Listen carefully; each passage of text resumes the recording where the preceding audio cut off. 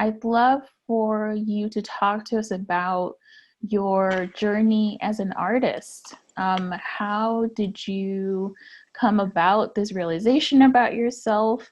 And what are some of the things that you have learned in your journey as an artist? Well, like I was saying, I learned how to draw by putting a lot on paper. And when it melts, I wipe it off and use it for tracing. And I trace newspapers, magazines, whatever. And after a while, after doing this for so long, I was able to draw without tracing.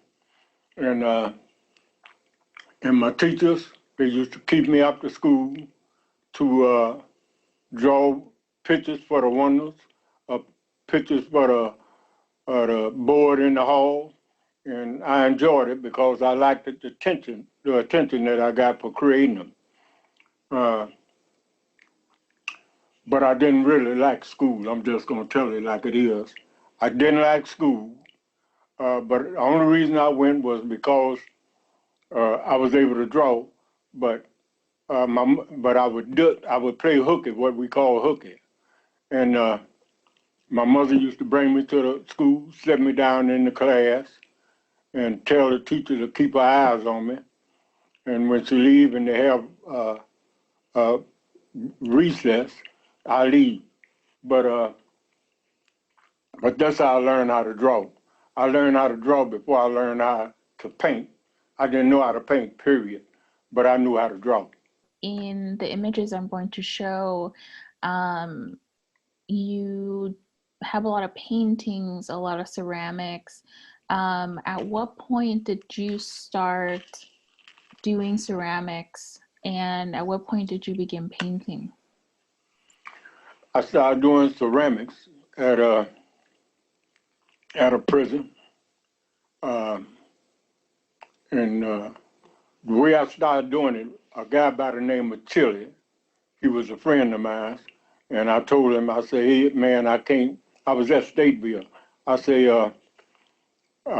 dudes used to walk back and forth by my cell, looking for something to drink or looking for something to smoke. I'm not talking about cigarettes either, and some hooch.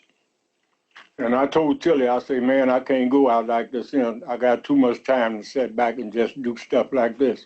So Tilly told me, why don't we join the art room then? So that's how I got off in the art. I went to the art room and I started drawing there, but I started doing ceramics before anything else. And that's how I got really started in art. It reached the point where I got pretty good on my ceramics. I don't know if you know Dr. Barrows, but she was the founder of the DuSable Museum. She used to come to Stateville once every week to help dudes who was locked up. So one time she came and she was standing by me watching me while I worked. And I was doing some ceramics. And she said, do you want to get in my class? I'm getting ready to start a class here, and I want to get people's names who want to join it. At first, I told her no, because I was too busy doing ceramics. And so she convinced me to come to her class, and she started bringing me some brushes, paint brushes, some paint. She brought me some oil paints. I didn't like oil paints at all. I told her I don't like these because it takes too long to dry and it get all on all the stuff in my cell. Then she brought some watercolors. Watercolor was cool, but I wasn't too crazy about it.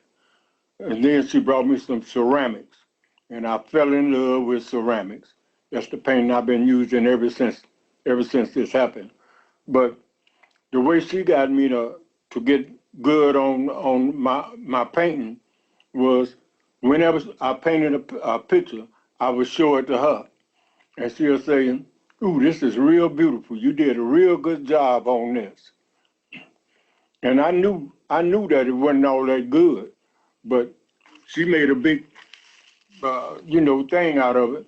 And so I started painting not for myself, but for Dr. Burroughs. I wanted to impress her because uh, she was a good person.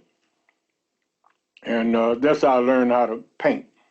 The first couple of paintings we're going to look at are these two here. And Arkee, can you tell us a little bit about the subject, the people who you're painting here, the reasons why you decided to paint these two subjects?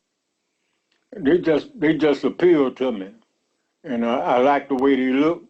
Actually, it was one. See, you could draw somebody else's stuff, but you have to change it. You can't have it where it's, it's they painting.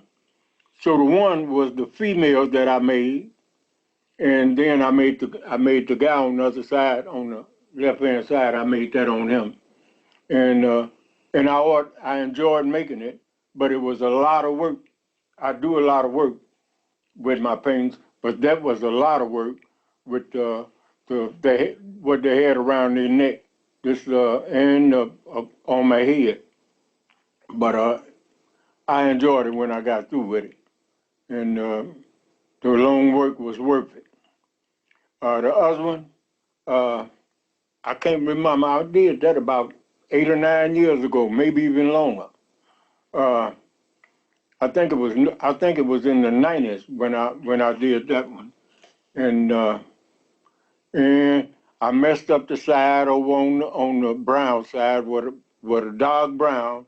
I messed up, but because I wanted it all to be orange, just like you got the orange on the other side. But it turned out to be so right with the brown on it, until because it gives it alternates the paints that's on it. So then I decided to keep it on there and to keep his mouth like it was sewed up, be quiet. And but I enjoyed it, and everybody who asked me about it enjoyed it too. So I like that one.